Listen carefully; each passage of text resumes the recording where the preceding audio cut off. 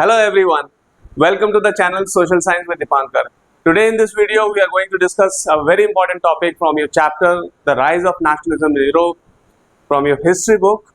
The topic is the Age of Revolutions. So in this particular video we are going to discuss the Age of Revolutions, the period from 1830 to 1848.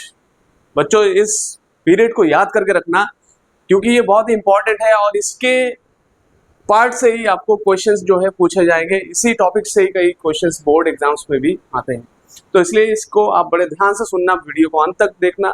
जो channel में नए हैं please channel को subscribe कीजिएगा और video को like करके आप इस तरह से मेरे को मोटिवेट करते हैं और मोटिवेट करके जो है मैं और भी इंटरेस्टिंग वीडियो आपके लिए बनाता हूँ। तो ये जो टॉपिक है द एज ऑफ रिवॉल्यूशंस, और जो मैंने टाइम बताया, टाइमलाइन क्या है 1830 to 1848। Why this particular period is known as the age of revolutions. देखिए यही वो पीरियड है जिस दौरान ऐसे कई छोटी बड़ी घटनाएं घटी पूरे यूरोप में, जिससे यूरोप में जो है नेशनलिस्ट फीलिंग्स अक्रॉस यूरोप वो फैल गई और लोगों के अंदर एक जन चेतना आई, एक कॉन्शियसनेस आई, जिससे जो है वो अपने देश को किस तरह से आज़ाद करे या नेशन स्टेट कैसे क्रिएट करे, राइट।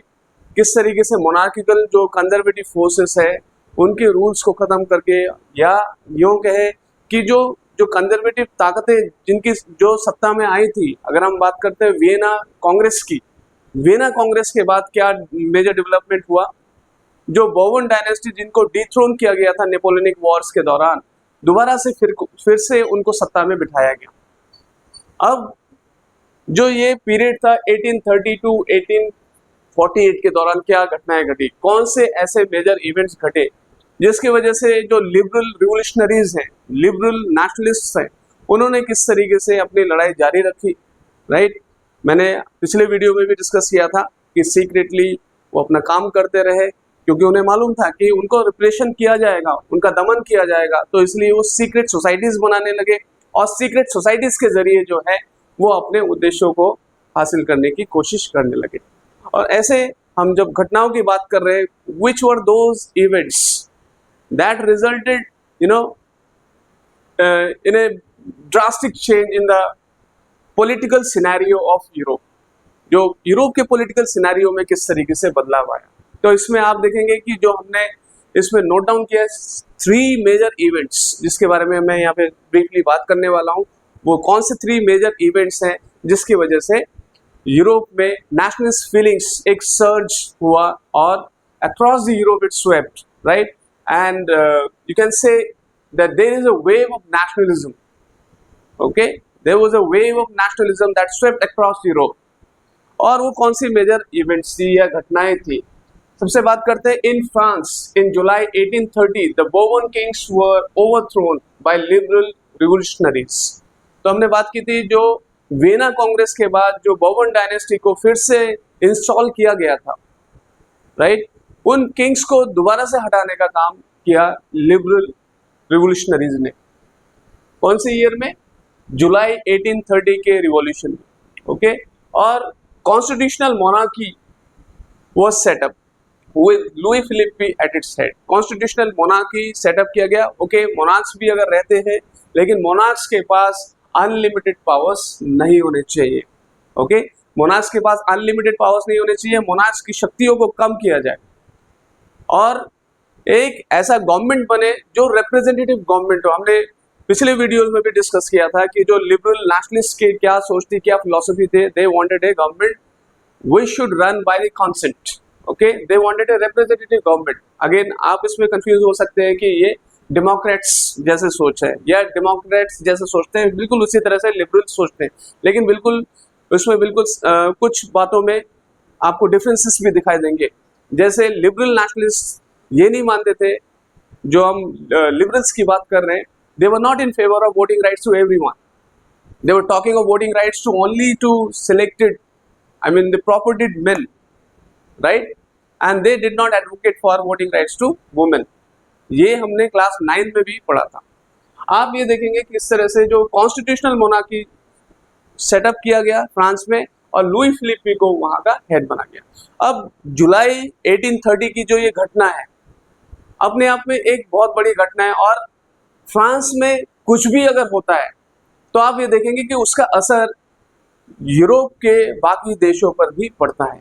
तो इसलिए ड्यूक मेटरनिक ने very rightly he said, he has remarked once that when France sneezes the rest of Europe catches cold, यानी कि फ्रांस में कुछ भी होता है तो उसका इम्पैक्ट यूरोप के बाकी देशों में देखने को मिलता है, राइट। तो यहाँ पर जो जुलाई 1830 की जो घटना घटी, जिसके बाद बोर्बन डायनेस्टी के जो किंग थे उनको रिमूव किया गया और कॉन्स्टिट्यूशनल मोनार्की को वहां सेटअप किया गया, लुई फिलिपी को वहां का हेड बनाया गया, और उसके बाद यही जुलाई रिवॉल्यूशन ने एक तरह से अपराइजिंग, एक विद्रोह पैदा कर दिया ब्रुसेल्स में, जो कि बेल्जियम की कैपिटल बाद में बनी, लेकिन ब्रुसेल्स में जो ये अपराइजिंग हुई, इससे क्या हुआ, बेल्जियम जो है वो छिटक कर अलग हो गया यूनाइटेड किंगडम ऑफ नेदरलैंड से। सो एक मेजर घटना घटी, I mean the breaking away of Belgium from the United Kingdom of Netherlands was yet another event that resulted in the spread of nationalist feelings across Europe. Okay, the next and the most important thing, we are not here putting these things in order, in sequence of importance.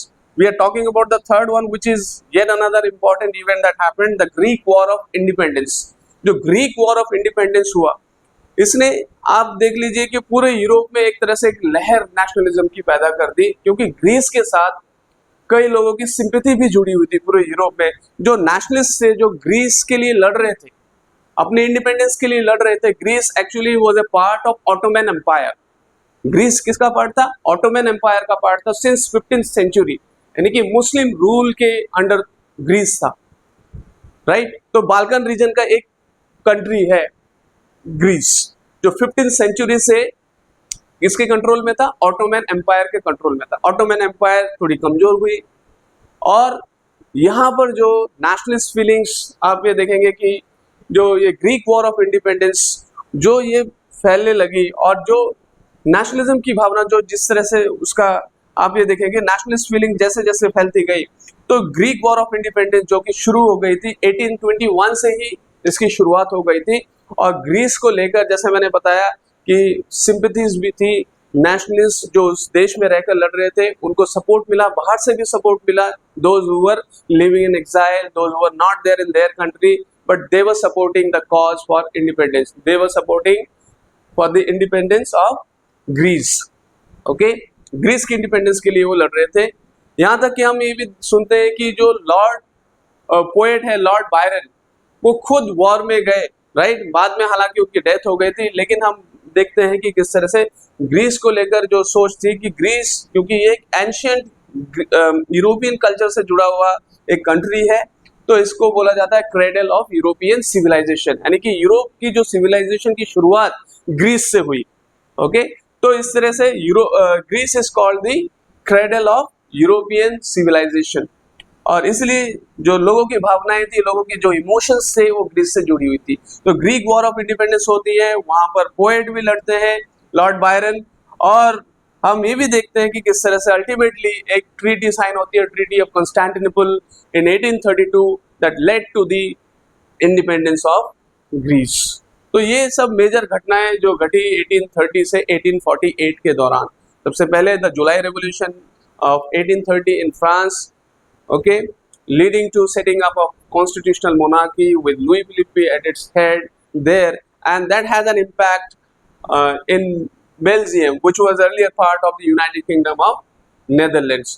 And now after this incident, Belgium broke away from the United Kingdom of Netherlands and became an independent nation. And then we have the Greek War of Independence, a very major event that has ultimately, gripped the whole Europe with a surge of nationalism.